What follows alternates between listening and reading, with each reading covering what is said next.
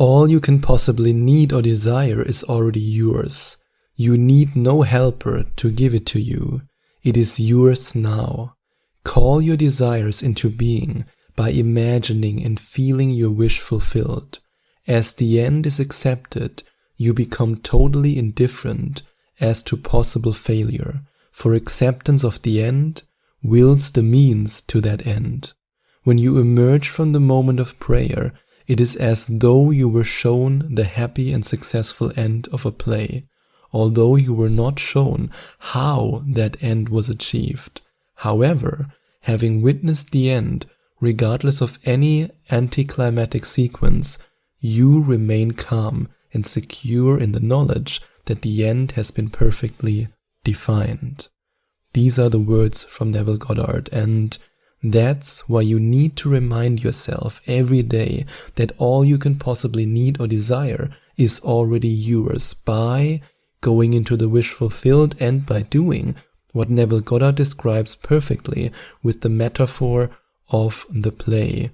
And I now want to again repeat each of these sentences of this quote, and I want you to think about them. I invite you to feel into them, and I want to also highlight a few of these words that I think are incredibly important for your manifestation journey and for your manifestation success. All you can possibly need or desire is already yours. You need no helper to give it to you. It is yours now. I love this sentence. You need no helper to give it to you. It is yours now. What does that mean? It means that you don't need help from any external source. You and yourself. You are in power. You are the one who empowers yourself. By you reaching for the frequency, you can then make your desire a reality. You can turn it into an experience in your physical reality. In other words, you are not dependent on the frequency of somebody else or the desire of somebody else. You can embrace your own desire, and you can then call it into being. You can then call your desire into being, as Neville Goddard says, by imagining and feeling your wish fulfilled. And when it comes to imagining and feeling your wish fulfilled, you need to, or you want to, let's better say it like this, you want to create a picture in your mind or a little mind movie in your mind that represents for you the state of the wish fulfilled. And then you feel yourself into this state. You feel it, and then you can receive it. And as Neville Goddard continues, as the end is accepted, you become totally indifferent as to possible failure, for acceptance of the end wills the means to that end. So in other words, there might be right now no physical signs in your physical environment, in your physical reality, that show you that yes, what you want will come to you. But by going into the feeling of your wish fulfilled, you create this wish fulfilled as part of your reality. And you have to know that. You have to embrace that. You have to celebrate that, because yes, there might even sometimes be signs in your physical reality that point into the opposite direction, especially if, for example, something in your physical reality has to fall apart so that the new thing, what you really want, what you really desire, can come into your life. And then it can seem that you are on the wrong path. But remember, when you reach the emotions of the state of the wish fulfilled, you need to embrace this reality, and then you can receive it. Then, as Neville Goddard says, for acceptance of the end wills the means to that end. Because if you believe with all your heart that this is your only possibility, that success of your manifestation is your only possibility, then you, by definition, accept the end. And this will then lead to the physical manifestation. And now let's continue at what Neville Goddard says. When you emerge from the moment of prayer, it is as though you were shown the happy and successful end of a play, although you were not shown how that end was achieved.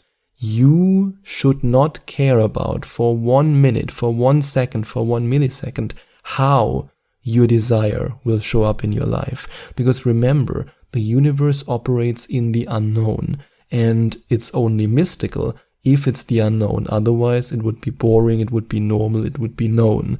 That's something that you always have to keep in mind. And this is also the number one thing that my coaching clients are struggling with, to finally let go of control, to let go of wanting to direct the outcome in the way that they want it to happen. So in other words, if you, for example, decide to work with me in the 8-week abundance reality shift coaching program, and you tell me, I want to earn X amount of dollars each month with this job that I'm currently having, then I will reply, okie doke, we can use that as a picture and as a feeling for the state of the wish fulfilled. But I want to remind you that you must stay open to opportunities, because maybe, just maybe, the universe wants to give you all your financial abundance with a business idea, a new job opportunity, an inheritance that you've never heard of, and all kinds of other avenues that can then flow to you. And that's why it's so important to let go of the how. How doesn't matter. What, that's important. You need to know what you want, and I also believe that knowing why you want it is important, because this allows you to reach the emotions way, way easier. And when you know what you want and you know why you want it, that's all you need to know. The how will be taken care of by the universe. I mean, when I think back a couple of years ago, not in my wildest dreams would I have ever imagined that I have now all these businesses that I have. And that's the unknown. It will come to you in ways that you cannot possibly anticipate. And now let's continue with Neville's words. However, having witnessed the end, regardless of any anticlimactic sequence, you remain calm and secure in the knowledge that the end has been perfectly defined. And this is such a beautiful sentence, especially this part of the sentence. Regardless of any anticlimactic sequence. What does that mean? It means that even though, as I said before, your life might not show the success yet, or let's better say, your physical reality might not display any signs of your manifestation success yet, and maybe things happen and you think to yourself, boah, why is this happening right now? Ugh, this is not abundance at all. Ugh. Again, this can be positive contrast. It can be things that need to happen in order for you to then reach the next level and to get even closer to your abundance. I mean, I've experienced that so many times that something happened on the way to my manifestation that I didn't anticipate, where in the first moment I thought, this is so weird. This is not abundance at all. Or if I wanted to manifest a loving relationship, and I am now in a very fulfilling loving relationship, I asked myself, this has nothing to do with a loving relationship. Why is this now flowing to me? But then, when I looked back at these experiences, I saw the big picture, because remember, the universe is operating in the unknown, and regardless of any anticlimactic sequences in this play, you have witnessed the end of the play. You know how it ends. You know the end scene, the state of the wish fulfilled, and that's all that matters. And that's what I wanted to share with you today. And if you are ready to find out more about my 8-week one-on-one coaching program, the Abundance Reality Shift Coaching Program, you can click on the link in the description or go directly to nevilledecoded.com. And on this page, you can watch countless video testimonials from coaching clients of mine who have completely transformed their realities and who are now living very abundant lives. And if you're ready to discover the one line in the power of awareness that allowed me to assume that I already have the money I desire, which then resulted in that amount of money flowing to me, then I invite you to now watch the video that you see pop up on the screen.